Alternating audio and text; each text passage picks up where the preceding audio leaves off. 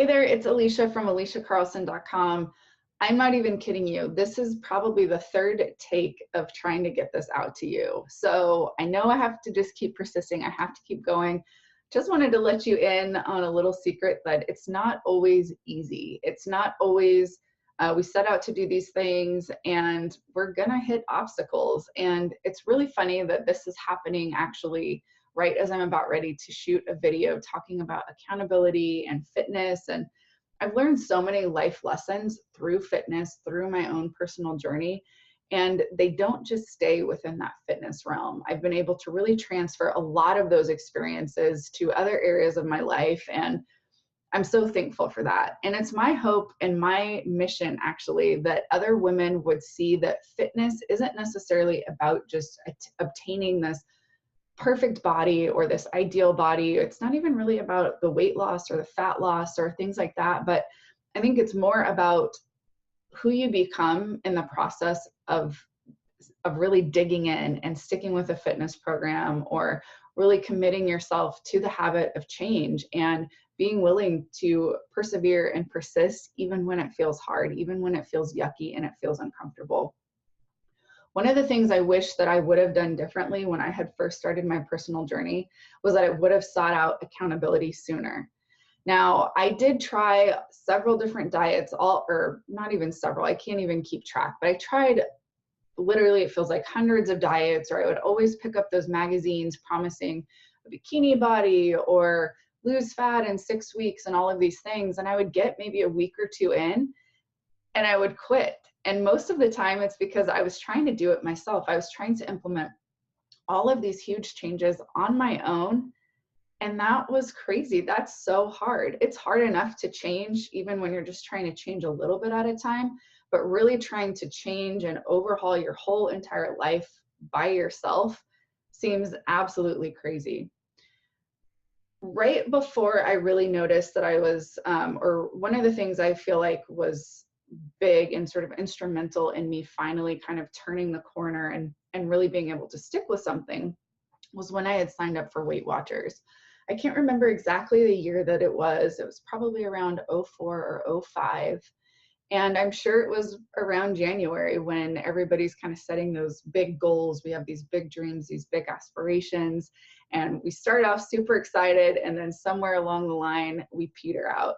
But for some reason this year, I decided to take the leap and I joined Weight Watchers. And if you've been kind of following along at all with me on Instagram or Facebook lately, or in my emails and stuff like that, you'll notice that my mindset around the whole health, fitness, and wellness industry has really changed. I think that mainstream fitness right now is way too focused on the diet mindset, on people losing weight, on fat loss, on all of these really physique related things, that we've kind of lost a lot of what fitness can do outside of those things, or what pursuing some healthy habits and some healthy change can do for you, rather than just not just focusing on what it makes you look like. So all that aside, I did end up joining Weight Watchers, and that was really where I feel like I had the first bout of success. I would attribute a lot of that to kind of learning how to eat for the first time. I did follow their point system, and I'll probably do another video about that, just kind of breaking down my different experiences, some of the goods and some of the bad. But one of the biggest things that really stuck out with me about Weight Watchers was the accountability. Of course, I don't think you had to go to the meetings. I mean, you didn't have to do anything, but as part of your membership, I think that you were required a little bit to show up for these weekly meetings. And at the time, a part of that meeting was the weekly weigh-in. And looking back, I kind of cringe on the inside, because I think putting somebody in that position to be vulnerable in that way in front of people that they may or may not know, they may or may not trust, in my mind, that's an example of kind of a negative or an unhealthy scenario of accountability. But nonetheless, it was accountability. And so I did not want to be the person showing up to those meetings, staying the same weight or gaining weight. So while looking back now, kind of reflecting, I can see that that was not maybe the healthiest form of accountability. It was accountability all the same. And so if you are finding yourself kind of just feeling like you've been going around and around on this fitness journey and you're not making the progress that you want to make, I want you to just take a look really quick and see what your accountability system looks like. Is it that same kind of accountability as I had with Weight Watchers, where yes, it's accountability, but it almost feels like punishment, or it feels negative, or you feel like you have to comply so that you're not that person that looks like a failure? Or is your accountability system something that encourages you? It inspires you to show up. It inspires you to do your best because you know that the people that you are being held accountable to care about you, and they care about you making progress. They care about you transforming your life, not only physically, not only from a health standpoint, but they really and genuinely care about what you do with this one life that you've been given. If you're struggling to really kind of come around to this idea of accountability, I want you to shift your mindset a little bit from looking at it as being this negative thing or this punishment or this thing that we have to do, and really instead kind of shift that mindset to being held accountable, whether you're holding yourself accountable or you're being held accountable by other people. It's allowing you to step up and take responsibility and take ownership for your dreams, for your goals, for the things that you want to see happen in your life. Because the reality is that nobody else is going to care about those things as much as you, and nobody else can take action on those things except for you. So instead of looking at accountability and taking responsibility from this negative mindset, you've got to really kind of tap in and maybe look at the ways that you've been asked to be accountable in the past. A lot of our feelings now about things stem from how we have had experiences in the past. So I went through a pretty rebellious streak as a teenager, as probably most people did, but I remember kind of looking at accountability and looking at authority and being held responsible from a very negative perspective. And I know that that shifted, or that really shaped the way that I looked at accountability moving forward in my life.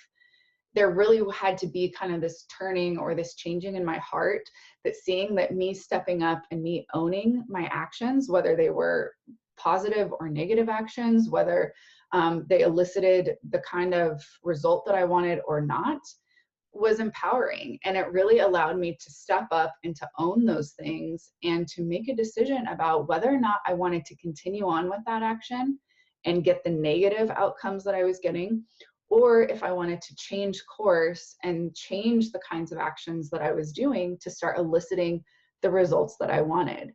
So I want you to see that being accountable to yourself is great and it's amazing. And I think that it's a skill that you kind of have to learn, because a lot of times we're a little bit too easy or too forgiving on ourselves. And of course, I think you should be gracious to yourself. I think you should practice self-compassion.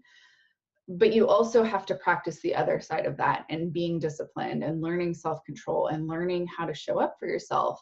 So you can do things to set up an accountability system for yourself.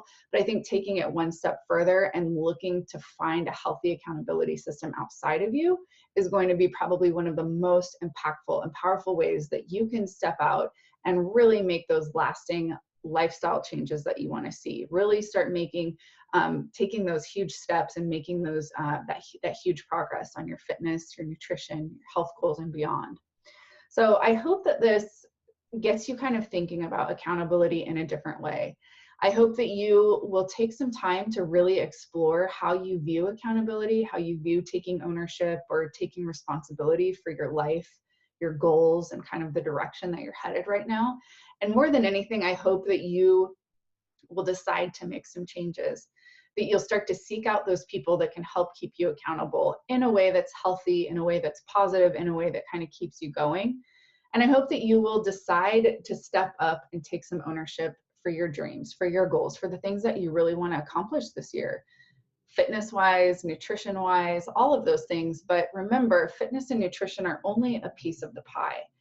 Accomplishing your goals there will definitely give you some confidence to start pursuing and pushing for those other things. But at the end of the day, you're more than a body.